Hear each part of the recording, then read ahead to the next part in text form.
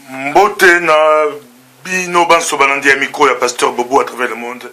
Na biki bozé belé bino ba oyo pour plébisciter micro ya pasteur Bobo comme étant meilleure révélation ya année 2013 ba émission ya kitoko eza koleka pesa di koya to ali awana pasteur aimé ali oya yebana mosena nzambe pinza et puis en même temps pe azali moko ya ba intello congolais na kata diaspora bali ko sala ba analyse politique kitoko par rapport à l'évolution de la diaspora. Bonjour pasteur Aimé. Bonjour pasteur Bobo. Bali kolanda mo kidi mobimba partout dans le monde bali kolanda yo de l'eau début de la diaspora par rapport à guerre à côté Kamboka est-ce na table ronde tant ba kende la table ronde balo mumba c'est bon ba tekarate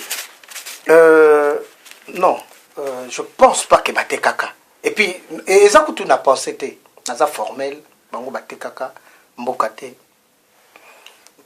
ba séjournaka na Belgique du 20 janvier au 20 février, du 26 avril au 16 mai. Et puis, il y avait 5 parties. Il n'y avait pas plus. 5 parties. Abako, il est représenté dans Nzezalandu, Kasavubu, et puis MNC, Kalonji, Yemo Kalonji, Yaki, na papa Ileo, MNC Lumumba Azalaki, Confédération. Oui, Azalaki. Donc, Confédération des associations tribales du Katanga, représentée par Moïse Tchombe, et puis Union de Bateke, représentée par Mombele. Alors, donc, il y a qui 5 partis, mais Bango, problème na Bango, ils avaient 3 objectifs. Et puis, il y a qui objectif. Proclamation et indépendance, il y a le 30 juin 60.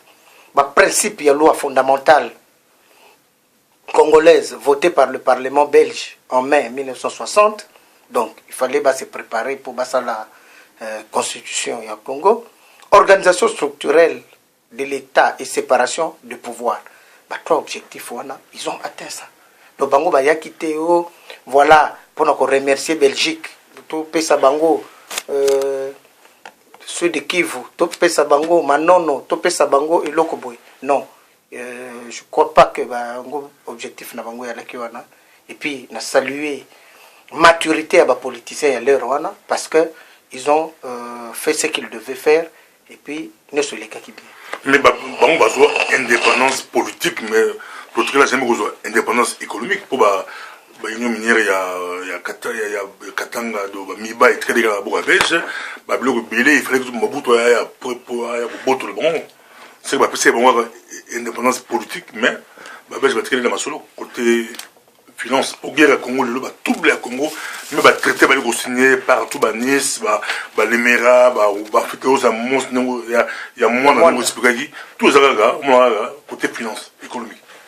Oui parce que pardon limisangay pasteur Bobo au monde na mokili économie pour tambola il y a des acteurs.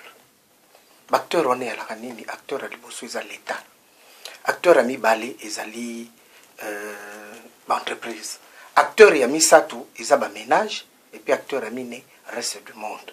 Bon, bah congolais c'est vrai, mais je pense que les alabiso peuple n'a pas de dirigeant sur le plan de la gestion de l'État, tout ça le pébéreur est pelé. Non, on peut faire un exemple moko simple. Guerre il y a Kivu. Bakora Lemera est intervenu le 23 octobre 1996. Mais depuis 1986, il y avait un sérieux problème à Kivu. Et les gens n'en parlent pas. Le problème en Nini, les actionnaires privés, c'est-à-dire le groupe Baron en pain, ils avaient 72% d'actionnariat na Somenki. L'État congolais avait 28%. Pasteur Bobo Tomo na Congo awa l'air et yindaki na Dexia. Qu'est-ce que l'État a fait? Achaki misolo. L'air yindaki na Lokomso Fortis, l'État achaki misolo. Mais leur groupe Baron en pain, à l'issue d'un conseil d'administration Somenki, il y a juillet 1986, c'est retiré qui l'État congolais n'a pas pris ses responsabilités. Somenki la Kivu. Oui, la Kivu. Alors 10 ans après, tomoni ndenge makambo ya kiko. Donc makambo mi solo basakana na ngute. Si l'État avait pris ses responsabilités à l'époque, moi je crois que parce qu'à l'époque ce qu'on y a côté wana au monde que l'État s'allie. Exactement. Bien sûr, on avait. C'est pourquoi Naïb Sarabatu. La crise économique peut provoquer le côté mystique pour attaquer. Mais Yangona Naïb Sarabatu, il faut dissocier. Somenki Ndenge Yalaka et Zalaka na 14 000 travailleurs. 14 000. Tout le monde était logé. Tout le monde était nourri par la Somenki. Même Barout, route Bukavu, ti na Kalima par exemple, le siège social la Somenki Yali. 567 km entretenu par la société n'a pas compensation d'office de route. Mais les locaux tout n'ont pas route. Écoutez qui boulot. Mais l'État, groupe Baron a se retirer parce que non, oui, mais il faut dire aussi que les Congolais ont géré l'entreprise. Talaka entreprise publique. Qu'est-ce qu'on en a fait? Les 62 entreprises publiques qui ont dernièrement, ils ont quoi faillite. Pourquoi? Parce que Mbongo wana, au lieu de l'investissement, il y a maintenant il y a croissance. Il y a entreprises wana, Mbongo wana sobima bazo sombanda kuna Dubaï, basombinda kuna Rhodes, basombinda kuna Uccle, na Waterloo. Et voilà. Alors, or Belgique, l'air abandonné gérer pays wana. Puis tu as le même niveau que Afrique du Sud à l'époque, na Canada. Mais la Belgique, qu'est-ce qu'elle faisait? Elle avait une société phare, une minière du Haut-Katanga, qui s'occupait de tout ce qui est, à part politique. Il y a une table ronde, de besoin d'indépendance politique, mais non, parce que les autres questions, il y a préparation. Est-ce qu'il y avait assez de gestionnaires à l'époque? Directement à Fandinakiti. La preuve, nous avons attendu 13 ans. Donc, le 30 septembre, non, le 30 novembre 1974, Mobutu Akamataki a zaïrianisé. Après, si l'entreprise n'a pas aîné na biso ba congolais. Mais tu connais la suite. Hein? Tu connais la suite. À cette époque, tout le monde batu nyoso bazo foute la bana na bango ba billet. C'était la plus grosse immigration. Batu ba comme kende na poto. Et bandaka wana. Au lieu de assurer la croissance de l'entreprise, de maintenir les outils, non. Tout partait. Les Colandais ont touché point bien, Mobutu soit sur la ligne, mais les lots qui sont à côté de Mboka Bakangié, les Bokola dans Zongo, Azoïba, Mobutu peut à Tegaga. Nous avons une analyse politique, mais quand on explique que les Colandais sont Mobutu à Tegaga. Bon, il n'y a pas de pour le bail. Non, référence. Non. Qui ok, Masolo, Baké, Traité Nice, et Simbité, Conseil Bango, au nom, toi, on a des soins qu'on recevait, bon, en tout cas, moi, je n'ai pas participé à la gestion de M. Mobutu. Mais il n'y a pas de non, mais Koloba, Ateka, c'est facile. Il faut ma preuve. Il faut ma preuve et avant toi ezala. Vous comprenez? Awa toujours mon a contrat mutalobi que non beaucoup zongo de manière absolue état ko s'ingérer ça c'est quand même grave. Na traité de Nice. Ce qui tozui amphithéose à monde pendant 99 ans biso ba locataire bino bovandi kuna to kopesa ka bino kaka mbongo. Mobutu n'a pas vendu. Mobutu il a donné. C'est différent. Parce que Sokotali, na 30 novembre 1974, na zaïrianisation, Mobutu voulait, au fait, déjà en 71, ça a retour à l'authenticité, et puis aïe, à l'objet, bon, ok, les Congolais ont commis à ces murs. En 1960, il n'y avait pas de gestionnaires congolais. Il y en a beaucoup, si c'est belé, ils ont une entreprise. Mais mon frère, en 76, tout le monde a demandé forfait, c'est la rétrocession. Et même jusqu'aujourd'hui, toujours qu'on gère l'entreprise dans le parce que Motonio se sont commis et local bosso y est abonga. On a toujours des idoles na biso na bateau baleka avant biso. Soko y le bi tel la gérant entreprise ya bandaki ko changer veste na sapato na nini couleur moko na voiture ngaipe. Alors on a ce problème sérieux. Tout ça on a problème on a sérieux. Donc ceux qui battent n'a pas preuve que Mobutu a tekaki, ça moi je ne sais pas. Mais ceux qui basent nango le débat est toujours ouvert. Tout ça bato bana mboka tozo luka bien ya mboka na biso bana ksaba ba preuve wana. Tu veux que Mobutu confirme moi akenda na ye. Bagiro et après balobata que tu veux réclamer Mabele Mobutu tekele biso. Bazo réclamer que Mabele ba ko basinaki bango ngolé ba lemera. Exactement. Parce que les sols et les sous-sols congolais, ils ont beaucoup de Rwandais. Exactement. After le Congo, sous couvert after Rwandais. Oui. Parce que ça n'a qu'à tourner maloba. Non, quand il bat bazou, motomoko bandon loba, abino Mobutu teka il tue. Mais ce qui va preuve aller na lobiango susu ba pesa, ba preuve. Mais ngai loko na ebi, est-ce que Bisengimana, puisque na bané 70, yem to ala ki nani directeur et cabinet président de la République. L'air de Biloko on a mis sur Salama. Au cabo la entreprise, bana mboka bazo Babiloko. Zairianisation il y a 1974. Est-ce qu'il y a moko zoka rien? Est-ce que ça logique il y a rien? Alors que tout le monde a eu bamsusu bazui. Mais aïe Rwandais de mon abem suka. Bon, azar Rwandais mais to éviter iloko ni le kaka akomawana. Mais awa tozo lobela certainement puisque bazo kabola biloko c'est lui qui initie les dossiers ça c'est clair hein? Parce qu'elle est qui directeur et président de la République il y a cabinet là. Alors en ce moment là balobi que OK ko kabola biloko est-ce que ça logique puisque babanda ko kabola to le batté parce que il y a aucun Congolais qui avait donné l'argent à l'État pour azoba biloko apparemment chaque tribu parce que mais chaque province a dignitaire, tout le monde a eu quelque chose. À l'époque, ceux qui ont été les lots, ceux qui ont kabola biloko, même au Parlement, ils vont avoir quelque chose. Puisque les dirigeants époque on a besoin de biloko. Alors, je ne vois pas pourquoi Bisengima n'a pas eu personnellement. La position est à la guinango, puisque le dossier est à la guinamesanaï.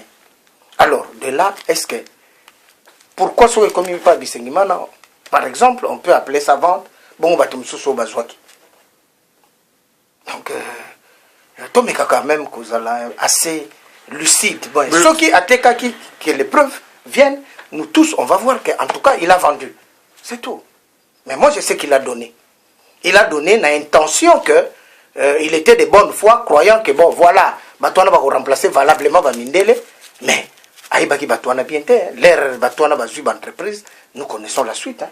Mais batou ba pouvoir te bazote ka on a pouvoir te on a rien pour dentro to côté sombale to solo lipe to signer ma solo na ba corna ba to luka lobi pour me ko komi ko beta ba porte ko luka ba lobi o luki lobi allez poteki bon batou ba la pouvoir so mira on batou ba la pouvoir ba oteka comment ba oteka combien parce qu'on a la pouvoir na koteka.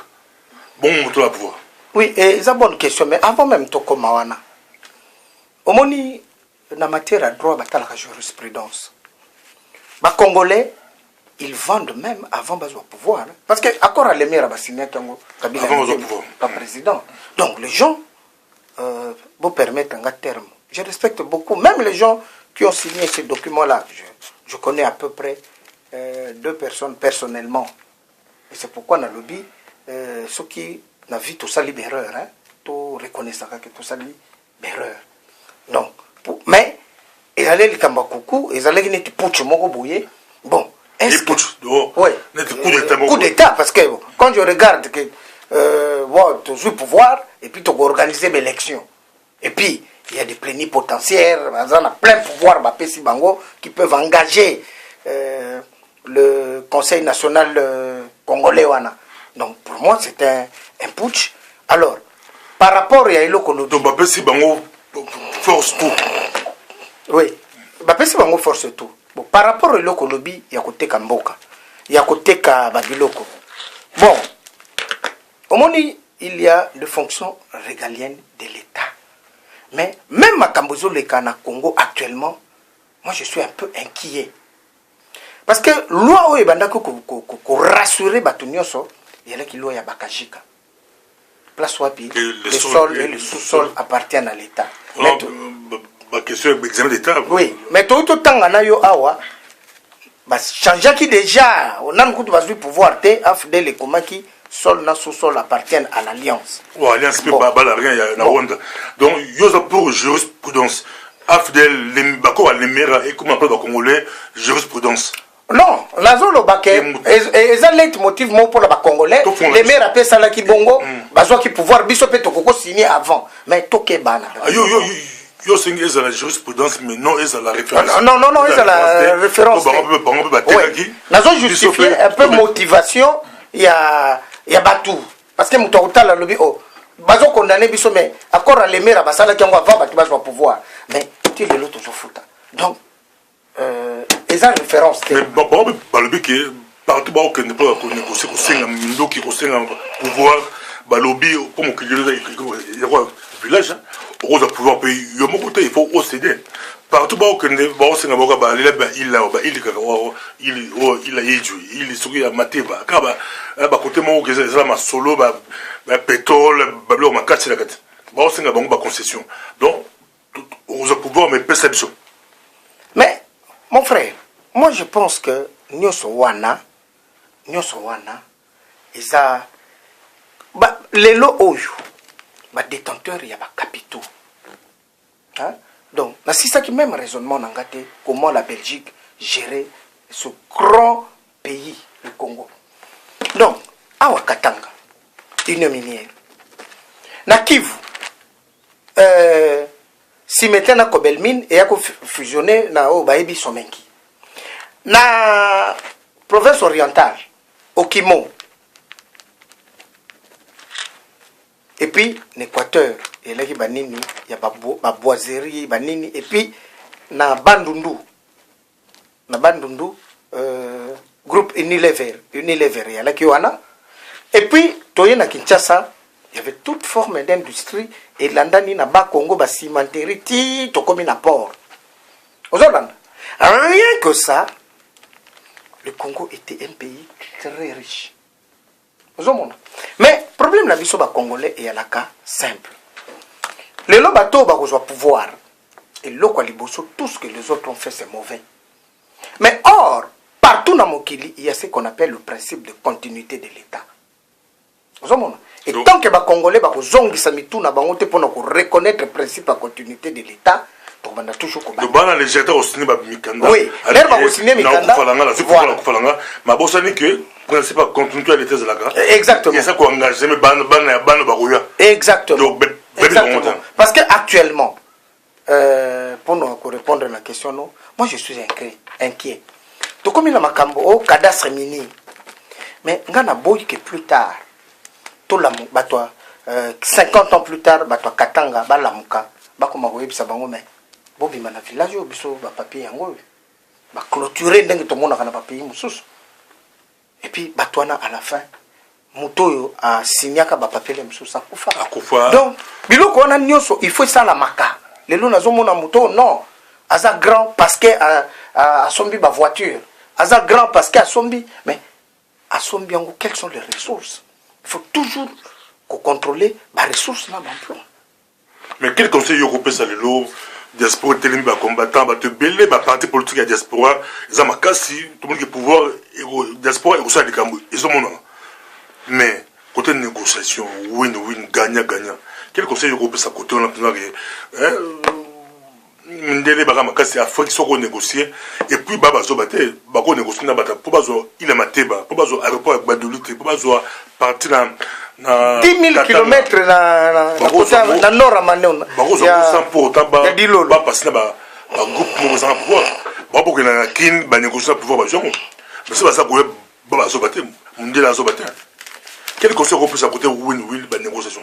Mais oui, qui peut engager sélection ba négociation qui peut aller est batango ba sélectionner ba za makasi na négociation.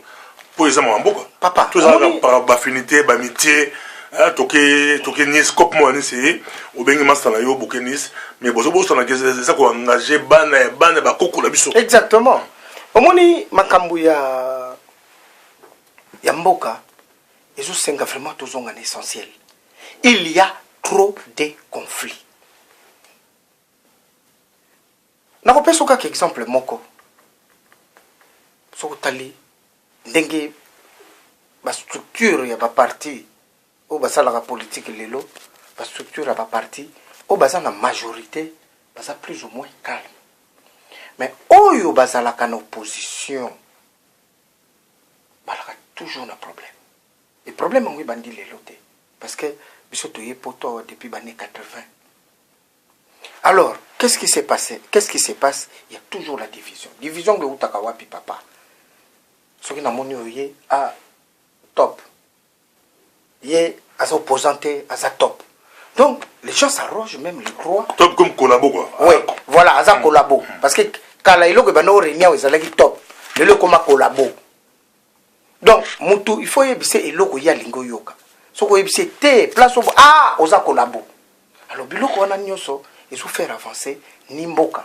Entre-temps, Oyo, baza na pouvoir, bazo sala erreur na bango, bafandi na bango, mais bato baza koluka pouvoir, bazo bunda entre bango. Et na lobaki yango awa, l'air bato bavande se taper bakou na 1990, dans les années 90, tout le monde pouvoir, moko uti libanda, et tamboli, et puis tout le monde applaudissait, et puis tout le monde même côté ou takité. Bala moko basui ba makambo. Et les lots pour nous s'en défaire, ils ont facilité. Ils ont toujours un problème. Mais ceux qui vont négocier, bokeh amani 1, bokeh amani 3, bokeh umoja, bokeh les lots M23. Donc, tout va télémaki, bimbalo, guerre. Mais tout le négociation. Donc, c'est comme si. M23, surtout rappelant aux Aragas, les Mera, mais. Ils ont continué pour ils ont changé la forme. Facile. Voilà. Ils ont engagé beaucoup. Bateau bastina la bango to bango a to ki keza ba frère hospitalier hein mais to éviter que ba quel groupe bastina na ba lemera to be à Rwanda Ouganda mais derrière bango quelle loge quel mouvement to éviter exactement bazolo en désert ça bata mulili bata kindoki bazolo en désert ba signature exactement parce que ndenge tozolo ba awa au Congo wana et ça n'importe quoi. C'est un pays qui est le résumé du monde. Mais tout le monde veut très béni. Oui, très riche, béni et tout le monde veut le miettement du Congo. En partant même par l'État lui-même. Les Tozota là, 26 provinces. Mais non, on peut gérer le Kalakutu et les 6 provinces. Quand il y a 6 provinces, hein, mais l'État était plus riche qu'aujourd'hui. Parce que les lots et comment Kubunda na Kubunda. La discussion, non, pas toi, c'est moi, pas lui, c'est l'autre, pas. Non, tout son gana essentiel. Merci beaucoup. Question, monsieur Ango, est-ce que pasteur a reçu la politique sans pour autant à Simba Masolo, à côté de la bière mystique, à côté de la baloge, pour contracter mon ligne, dans deux pasteurs, parce que mon ami qui est, bazal luna ba drassal les gens ba polémique ya makasi comment bon bazal pasteur ba ki mundi mina dénoncer bon bazal pasteur fallait bon baba comprendre que les hommes sont molili mais mundi mina moli à comprendre que non ba tout là bazal ba tout c'est pasteur à gauche la politique et puis à gauche la politique à gauche la politique ça pour assis ma sola mystique pour pouvoir m'occuper ça dans ma boîte mystique. Bon pasteur à sa citoyen. Au moins, la constitution est à Congo.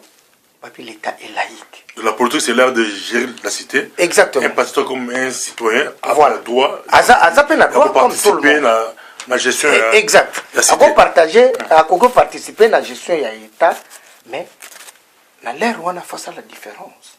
Il faut que on doit gérer les locaux et les pasteurs. Mais ce qui est pasteur, au lieu, après ça, exemple, comment on fait ça y est, les Rwandais comme Raskoyo, Mobolo. Pour tout cas, mon diminde a dénoncé ma solo, mais le pasteur Baï la Kati s'est retrouvé le lot pour le mieux que Zamakasi comme battu dans Zambie, Kota, Nabata Moulili, Bateka Mboka. Le pasteur a reçu la politique, mais à sa prudence. Si, il faut à la prudence, parce que au moins, c'est tellement compliqué. Oui, au moins, pasteur Bobo, tout le monde a le sujet et la tentation. Bon, ce que solo na bango, hein, na soli pe na bango te, mais ce que solo na bango, au moins quelque part, bah ça peut na ba motivation.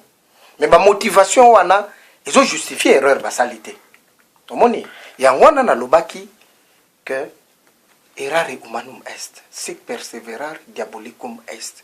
l'erreur est humaine, mais persévérer dans l'erreur est diabolique. Donc, pasteur Azamoto, occupé comme ça l'erreur. Mais il faut savoir s'arrêter au télémé au lobby. Mais ma solo na kotaki. Parce que ceux qui payent à la qui prêtent à bien, c'est Salamaki. Je ne crois pas que. Il y a des avorteurs. Oui. Oui. Parce que au moni n'est les mères. Signer qu'on a annoncé directement au moni tamboli ceux qui vont voilà. Les lots ceux qui peut pouvoir peut-être ma solo ngoza mususu. Vous comprenez? Et ça n'est moto. Na opé exemple. Na ba culture na biso. Coup d'état za mabe. Parce que mutu so sali coup d'état longoli mukonzi. Mais so mutu sali coup d'état est raté. Pas quoi indexé dans la petite tout ça. Mais ceux qui a vu pouvoir langage peut battre aux alamusus. Sanction même à peuple aux alamusus, on va applaudir.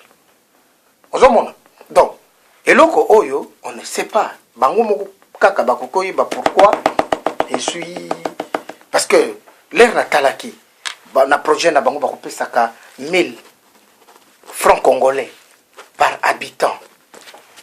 Mais 1000 francs congolais, si tu multiplies par 70 millions d'habitants. Ok, par jour, hein? Par jour. Donc 30 000 francs congolais par mois. Donc, ça fait à peu près 30 dollars par habitant. Donc, il n'y aura aucun pauvre dans le Congo. Ça, c'est une bonne chose. Mais application dans le pour appliquer ça, c'est très difficile. Voilà. En contrepartie de quoi? Parce que si tu multiplies par 70 millions d'habitants, on va tomber dans 210 fois 10 exposants 6. 210 millions par an.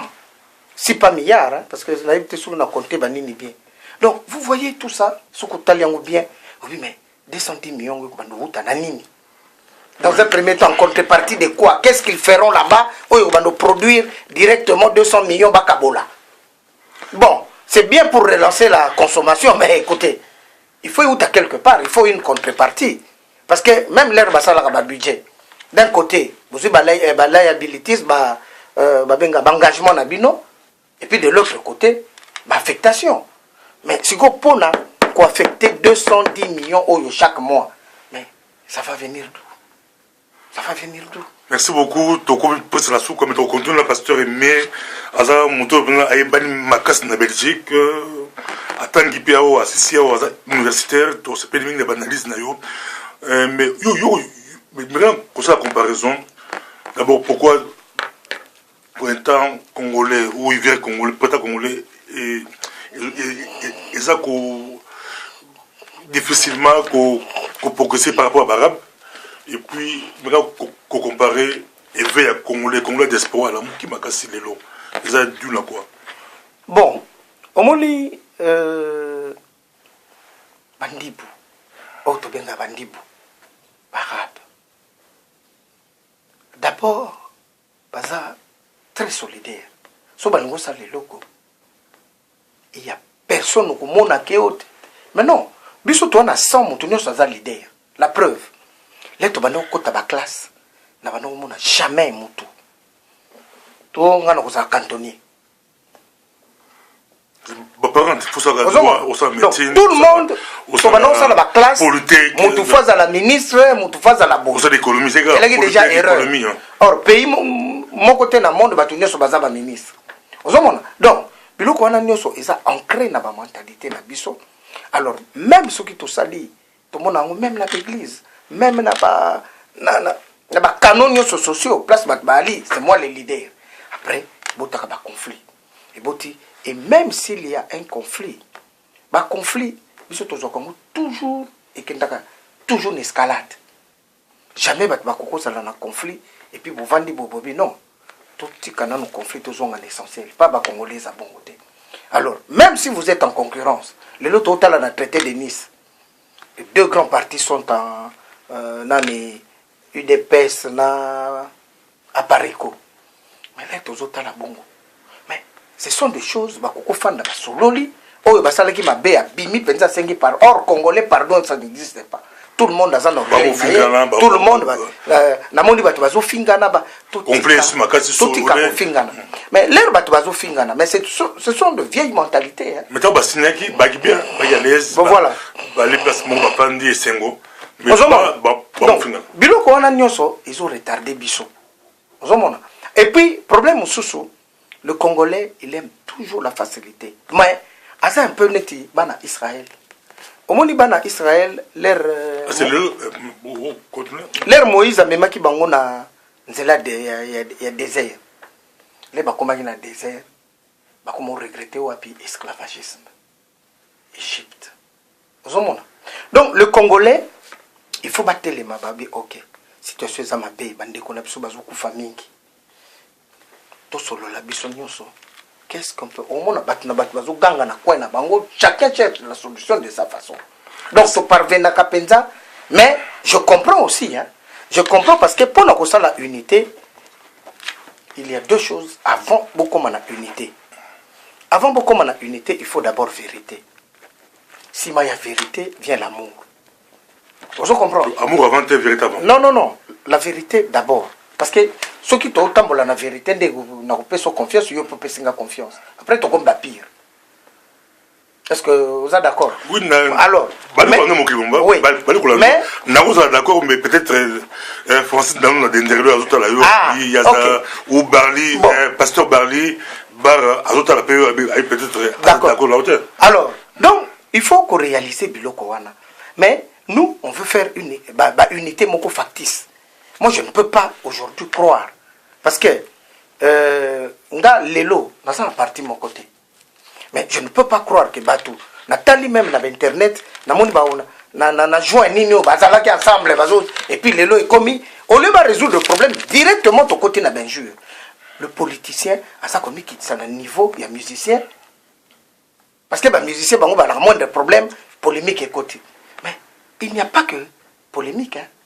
Il y a encore autre chose de plus valeureuse que ma polémique.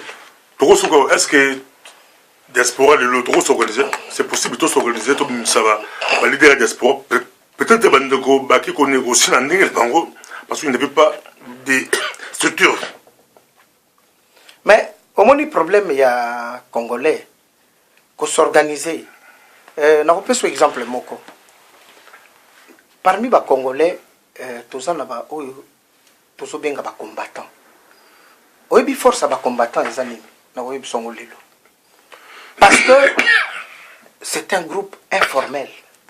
Vous comprenez? Mais jour pensa bako kamara. Bon, na mona ka ba mususu